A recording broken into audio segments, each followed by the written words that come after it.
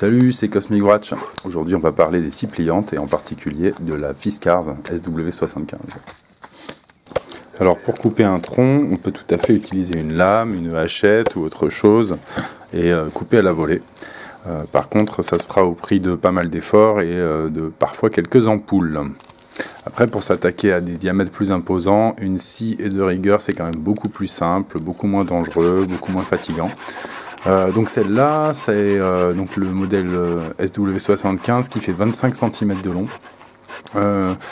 qui pèse 230 grammes et que j'avais payé à peu près 25 € il me semble. Je crois qu'aujourd'hui on la trouve aux alentours de 30 €.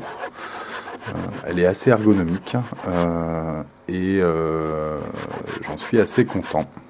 Alors il existe un modèle plus petit, la SW73, qui a une lame de 9 cm de moins et qui pèse seulement 130 grammes, donc 100 grammes de moins, ce qui est une vraie différence de poids.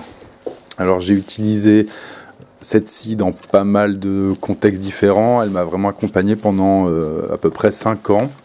Et après une utilisation intensive, elle a fini par casser. Alors je considère pas que c'est à cause de la mauvaise qualité du matériel. Je pense que c'est tout simplement que ces outils ont une durée de vie un peu limitée.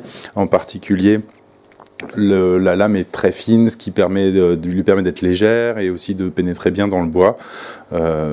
Quelque part, je pense qu'il faut considérer ce matériel un peu comme du consommable, quoi. Alors là, je vous la montre en parallèle avec une scie qui correspond à la Bahco Laplander. C'est la version sans marque de Bahco qu'on trouve dans toutes les jardineries et qui coûte une douzaine d'euros à peu près. Au niveau du poids, par contre, on gagne assez peu de poids entre la Bahco et la Fiskars, puisque on passe de 230 à 190 grammes, donc pour 40 grammes, on perd quand même une grande longueur de lame, ce que je trouve un peu dommage.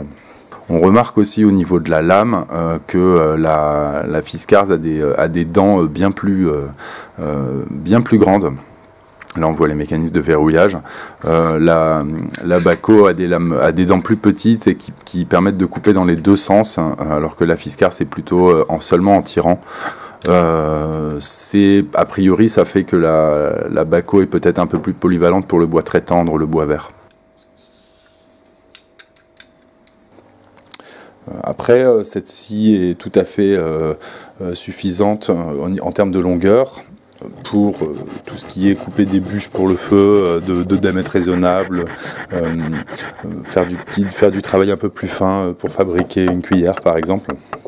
Si vous allez plutôt vers une scie un peu plus courte, la 73 est peut-être adaptée. Alors je l'ai essayé. Et je l'ai offerte d'ailleurs, je ne l'ai pas gardée très longtemps. Mais la Bahco est peut-être un peu plus robuste en termes d'épaisseur de lame par rapport à la 73. Donc elle pénétrera un peu moins bien dans le bois, mais elle sera sans doute plus durable. Et maintenant le mot de la fin, au bûcheron de l'année. Ouais, la Fiskars, elle déchire.